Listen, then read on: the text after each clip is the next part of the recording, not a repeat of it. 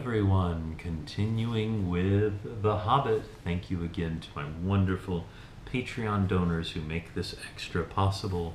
I couldn't do it without you. Let's begin.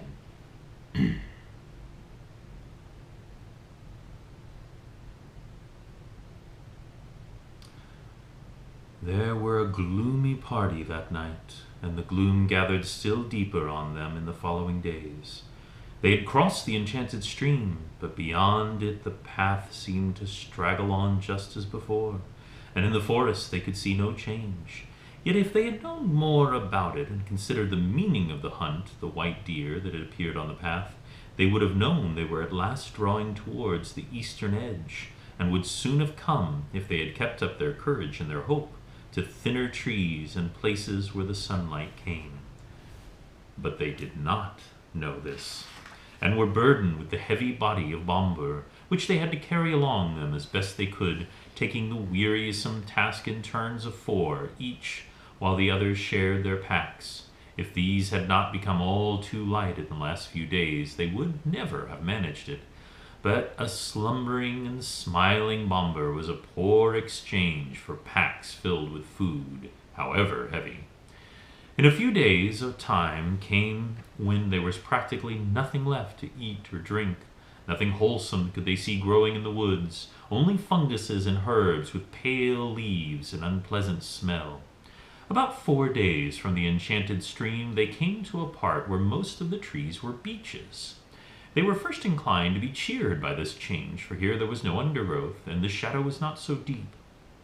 There was a greenish light about them, and in places they could see some distance to either side of the path. Yet the light only showed them endless lines of straight gray trunks, like the pillars of some huge twilight hall. There was a breath of air and a noise of wind, but it had a sad sound. A few leaves came rustling down to remind them that outside autumn was coming on. Their feet ruffled along the dead leaves of countless other autumns that drifted over the banks of the path from the deep red carpets of the forest. Still Bombur slept, and they grew very weary. At times they heard disquieting laughter.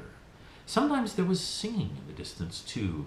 The laughter was the laughter of fair voices, not of goblins, and the singing was beautiful, but sounded eerie and strange. They were not comforted. Rather, they hurried on these parts with what strength they had left. 2 days later, they found their path going downwards, and before long they were in the valley filled almost entirely with mighty growth of oaks. "Is there no end to this accursed forest?" said Thorin. "Somebody must climb a tree to see if he can get his head above the roof and have a look around.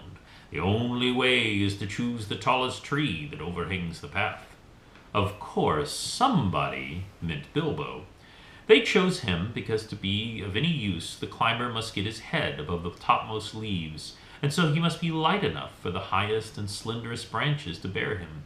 Poor Mr. Baggins had never had much practice in climbing trees, but they hoisted him up into the lowest branches of an enormous oak that grew right out of the path, and up as best he could. He pushed his way through the tangled twigs with many a slap in the eye. He was greened and grimed from the old bark and of the greater boughs. More than once he slipped and caught himself just in time. And at last, after a dreadful struggle in a difficult place where there seemed to be no convenient branches at all, he got near the top. All this time he was wondering whether there were spiders in the tree, and how he was going to get down again, except by falling.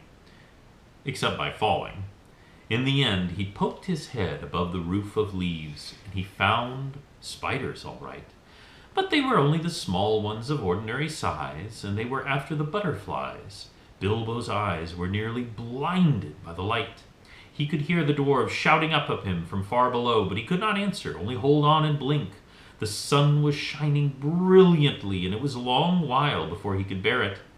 He could, when he saw all around him in the sea of green, ruffled here and there by the breeze, and there were everywhere hundreds of butterflies. I expect these were the kind of purple emperor, a butterfly that loves the top of oak woods.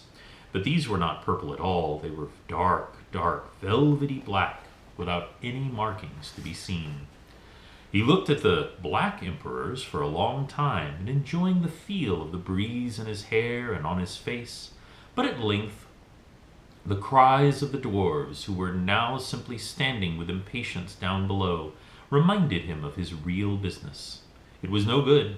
Gaze as much as he might, he could see no end to the trees and the leaves in any direction. His heart, that had been lightened by the sight of the sun and the feel of the wind, sank back to his toes. There was no food to go back to down below. Actually, as I have told you, they were not far off the edge of the forest. If Bilbo had had the sense to see it, the tree that he had climbed, though it was tall in itself, was standing near the bottom of a wide valley, so that from its top the trees seemed to swell up around it like the edges of a great bowl, and he could not expect to see how far the forest lasted. Still, he did not see this, and he climbed down full of despair. He had gotten to the bottom at last again, scratched, hot, and miserable, and he could not see anything in the gloom when he got there. His report soon made the others as miserable as he was. "The forest goes on forever and ever and ever in all directions. What shall we do? And what is the use of sending a hobbit?" they cried, as if this was his fault. They did not care a tuppence about butterflies, and they were only made angry when he told them of the beautiful breeze. They were too heavy to climb up and feel. That night they ate the very last scraps and crumbs of food, and the next morning they woke. The first thing they noticed was that they were still gnawingly hungry. And the next thing was that it was raining, and that there was a drip and dropping heavily on the forest floor. That only reminded them that they were also parchingly thirsty, without doing anything to relieve them. You cannot quench a terrible thirst by standing under giant oaks and waiting for a chance drip to fall on your tongue. The only scrap of comfort there came was, unexpectedly, from Bombur. He woke suddenly and sat up scratching his head. He could not make out where they were at all, nor why he felt so hungry, for he had forgotten everything that had happened since they started their journey that May morning long ago.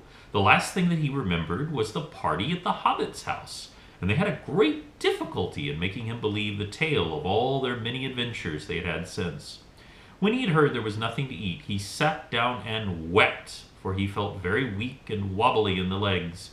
"Why did I ever wake up?" he cried. "I was having such beautiful dreams. I dreamed I was walking in a forest rather like this one, only lit with torches on the trees and lamps swinging from the branches and fires burning on the ground, and there was a great feast going on forever. A woodland king sat there with a crown and leaves and a merry singing. I could not think or count all the things there were to eat or drink." "You need not try," said Thorin. "In fact, if you can't talk about something else, you had better be silent. We are quite annoyed with you enough as it is. If you hadn't waked up, we should have left you to your idiotic dreams in the forest. You are no joke to carry, even after weeks of short commons." There was nothing now to be done but tighten their belts around their empty stomachs, hoist their empty sacks and packs, and trudge along the track, without any great hope of ever getting to the end before they laid down and died of starvation. This they did all day, going very slowly and wearily, while Bombur kept on wailing that his legs would not carry him, and that he wanted to lie down and sleep. "No, you don't," they said. "Let your legs take their share. We've carried you far enough." All the same, he suddenly refused to go on a step further and flung himself to the ground. "Go on if you must," he said. "I'd rather just lie here and sleep and dream of food if I can't get it any other way. I hope I never wake up again." At that very moment, Balin, who was a little way ahead, called out, "What was that? I thought I saw a twinkle of light in the forest." They all looked, and longish way off it seemed, they saw a red twinkle in the dark, then another, sprang out beside it. Even Bombur got up, and they hurried along, not caring if it was trolls or goblins. The light was in front of them and to the left of the path, and the last they had drawn level with it. It seemed plain that torches and fires were burning under the trees, but a good way off their track. "It looks like my dreams are coming true," gasped Bombur, puffing up from behind. He wanted to rush straight into the woods after the lights, but the others remembered all too well the warnings of the wizard and Bjorn. "A feast would do us no good if we never got back alive from it," said Thorin. "But without a feast we shan't remain alive long enough anyway," said Bombur, and Bilbo heartily agreed with him. They argued about it backwards and forwards for a long while, until they agreed at length to send out a couple of spies to creep near the lights to find out more about them, but they could not agree on who was to be sent. No one seemed anxious to run the chance of being lost and never finding his friends again. In the end, in spite of the warnings, hunger decided for them, because Bombur kept on describing all the good things that there were to be eaten, according to his dream in the woodland feast. So they all left the path and plunged into the forest together. After a good deal of creeping and crawling, they peered round the trunks and looked into a clearing where some trees had been felled and ground leveled. And there were many people there, elvish-looking folk, all dressed in green and brown and sitting on sawn rings of felled trees in a great circle. There was a fire in the midst, and the torches fastened to some of the trees round it, but most splendid sight of all, they were eating and drinking and laughing merrily. The smell of the roast meats was so enchanting that, without waiting to consult one another, every one of them got up and scrambled into the ring with one idea of begging for some food. No sooner had the first of them stepped into the clearing than all the lights went out as if by magic. Somebody kicked the fire, and it went up in a rocket of glittering sparks and vanished. They were lost in a complete, lightless darkness, and they could not find one another, not for a long time at any rate. After blundering frantically in the gloom, falling over logs, bumping into crash of trees, shouting and calling till it must have waked everything in the forest for miles, at last they managed to give themselves into a bundle and count themselves by touch. By that time they had, of course, quite forgotten the direction the path lay, and they were all hopelessly lost, at least until morning. And if you want to find out what happens to them lost in the forest, we'll cover that next time. Thank you very much, and I'll talk to you soon.